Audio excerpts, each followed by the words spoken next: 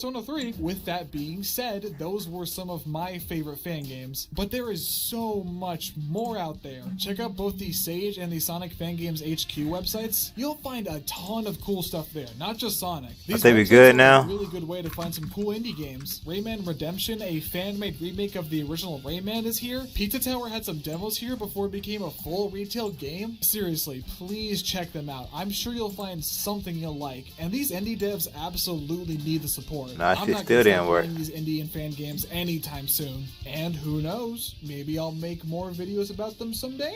After playing these fan games, That shit still ain't work. Is Sega, that increased budget you gave Sonic Team better reflect in the next game, or I swear to God!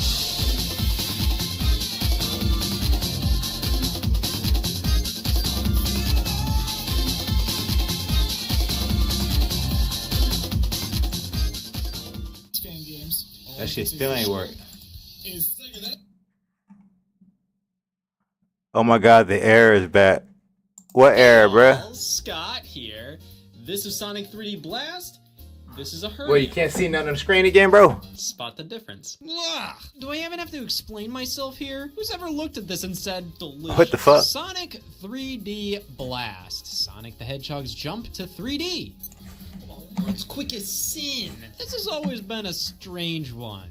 The Sonic the Hedgehog series. That shit was blacked out again, bro? in the early 90s, but started to wane a bit as the decade went on due to the Sega Genesis reaching the end of its life cycle and the following system, the Sega Saturn, not attaining that level of popularity, alongside the fact that after Sonic and Knuckles in 1994, we didn't get a new mainline Sonic game until 1998 with Sonic Adventure on the Sega Dreamcast. That's a long time to go without a new game, so how do we keep Sonic relevant, Sega asked? We're on the news! I have a complicated relationship with this game, as I feel many people do.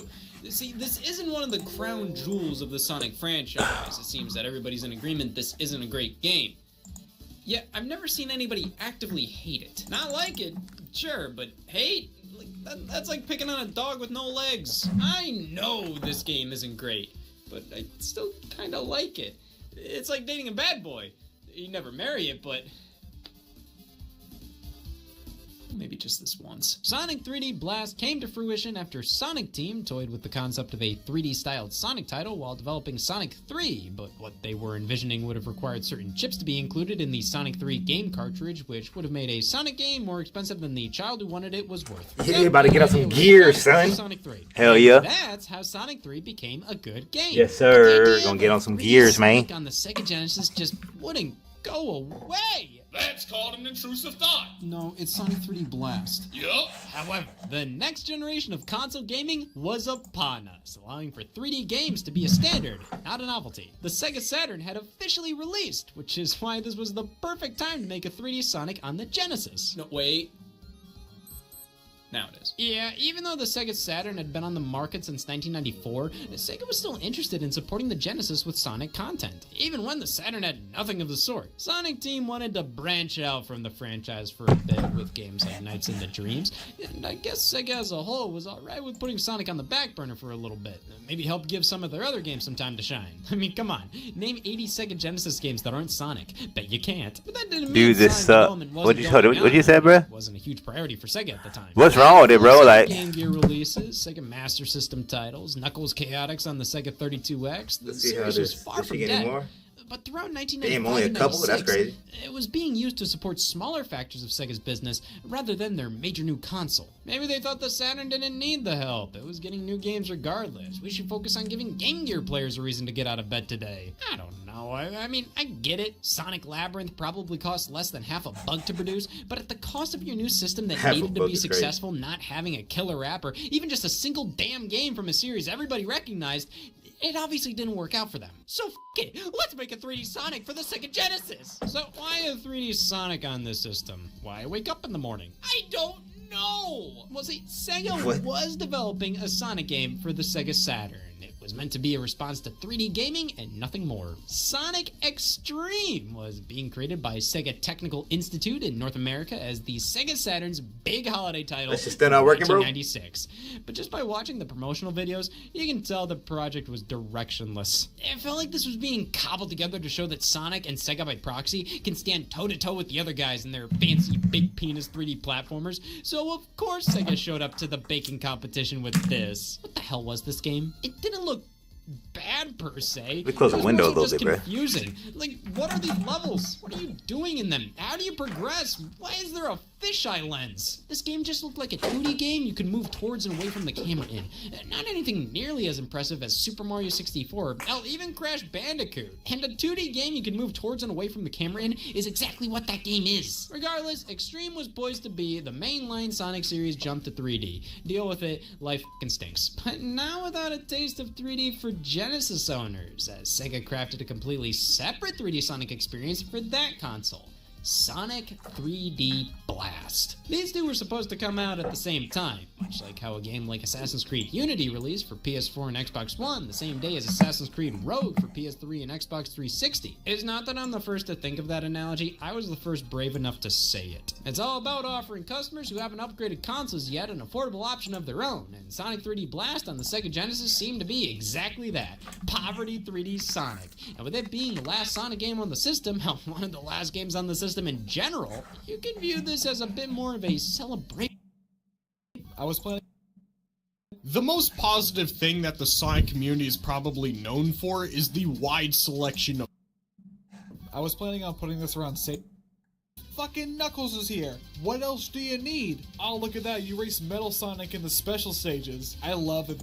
One zone with 2 acts, but my god, does it nail that Sonic magic. The controls are tight and responsive.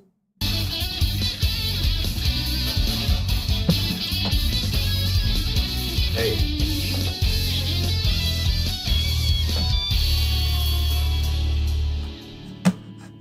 Sonic before and after the sequel are older fan games from the early 2010s that are pretty much what you want out of a game in this style. Fun levels, great controls, amazing music and sprite work. There are even fan remasters of both games. The version of after the sequel I played had widescreen and the drop dash. Fuck yes! Both games have animated cutscenes. That's pretty novel for a 2D Sonic game. Before the sequel just drops you in and that free-flowing speed just comes naturally to you like any other Sonic game. While that is the case, I honestly have no goddamn idea how the special stages work. Where the fuck are my other lighters, bro? Pretty much the same with new levels and cutscenes. And like most of these games, I just kind of accept my path however I get to it.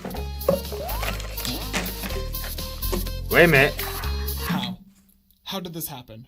How is this thing floating? Did I break the game? Am I at fault here? How did I even... Oh, it's actually a level gimmick. Never mind. That's kind of cool, actually. The same creators actually made a third game that does things pretty differently, with each level having a direction variant. I'll have to check it out for myself, since OBS wasn't really willing to be friendly with it. This is another gem right here, Sonic Time Twisted. It's a different take on the CD time travel mechanic, given that you switch times in an instant, and once again, I have to say it, the sprite work, music, level design, fantastic. And to top it off, fucking Knuckles is here. What else do you need? Oh, look at that, you race Metal Sonic in the special stages. I love that this game did the racing special stage before Mania did, which is extra neat given that they released 3 months apart. Allegedly, this game was 12 years in the making. Holy shit, I really think you should check this out. It's fun as hell. Now, this isn't a fan game particularly, it's more of a ROM hack, but whatever, I want to talk about it anyway. Sonic 3 Angel Island Revisited is the, in my opinion, I have to stress that, definitive way to play Sonic 3. There are so many options to choose from. You can even have the drop dash. Let's fucking go. Fuck any other Sonic game. While that is... Let me pay attention to this, bro. Back to some 2D stuff, starting with...